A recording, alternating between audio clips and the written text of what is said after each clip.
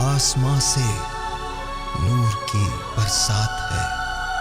تقریری مقابلے کا جسے آپ بہت پسند کر رہے ہیں، بڑے اچھے میسیجز، اچھا فیڈ بیک آ رہا ہے۔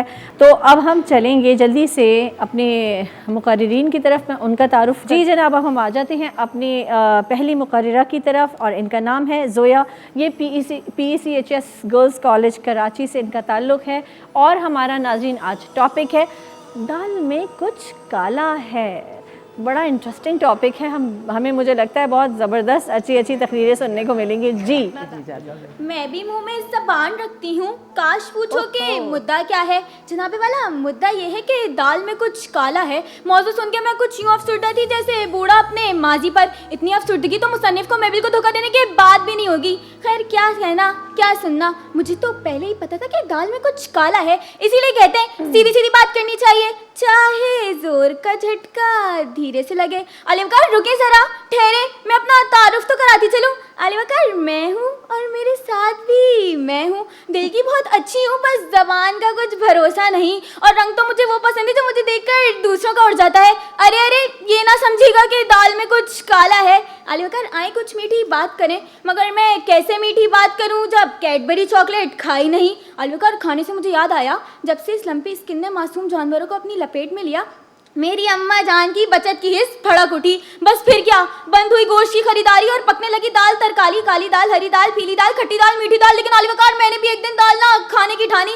اماں نے لگایا کھانا، میں نے بنایا بہانہ، اماں دال میں کچھ کالا ہے۔ اماں بولی نہیں بیٹا یہ ملکہ مسور ہے، اس کا تو رنگ ہی کالا ہے۔ میں پھر بولی نہیں اماں دال میں کچھ کالا ہے۔ اماں بولی بیٹا یہ گرم مسالہ ہے۔ علی وقار میں نے منہ بنایا، اماں نے چمٹا اٹھایا، میں ہوئی لاچار، اماں ہوئی خخار، اور پھر صدرے علی وقار میں نے دونوں چیزیں کھا لی، کالی دال بھی اور اماں کی مار بھی۔ علی وقار گزشتہ روز اماں جان نے چھوٹے بھیا کو اتنا مارا، بھلا پوچھئے کیوں؟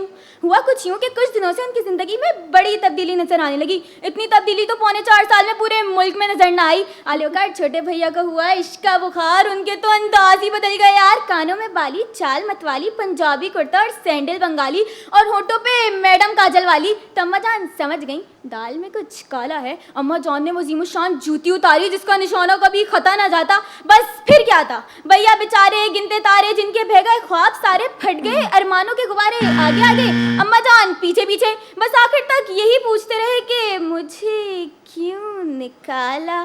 علی وقار انگریز ہمیشہ بولتا رہا گڈ آفٹر نون، مگر ہم سمجھے ہی نہیں۔ اور ویسے بھی ہمارا تعلق اس قوم سے ہے جہاں بات کرتے کرتے اچانک لائٹ چلی جائے تو کہتے ہیں دال میں کچھ کالا ہے۔ علی وقار ویسے آپس کی بات ہے، مجھے تو لگتا ہے دال میں سب کچھ کالا ہے، کیونکہ آج تک ہمارا کوا پیاسا ہے، پتنگ ڈول رہی ہے، انگور کھٹے ہیں، ڈیزل کے ریٹ ہائی ہیں، لومڑی لالچی ہے، شیر بیمار ہے، اور صدر علی وقار بس میں اور کچھ نہیں کہوں گی، کیونکہ میں زیادہ دیر کھڑی ہوتی ہوں تو میری کانپیں ٹانگ چاہتی ہیں۔ بس آخر میں آپ سے ایک معصومانہ سوال کرنا چاہوں گی کہ بلی شیر کی خالہ ہے، شیر نے گیدڑ پالا ہے، بندر ریچھ کا ماموں ہے، یہ کیا گڑبڑ گھوٹالا ہے؟ کیا جنگل میں قانون نہیں؟ یا علی وقار وہاں بھی دال میں کچھ کالا ہے؟ شکریہ۔ کیا بات ہے بھائی، کیا زبردست شعلہ بیانی ہے ماشاءاللہ۔ آسمان سے نور کی برسات ہے، نور رحمان عشق رمضان۔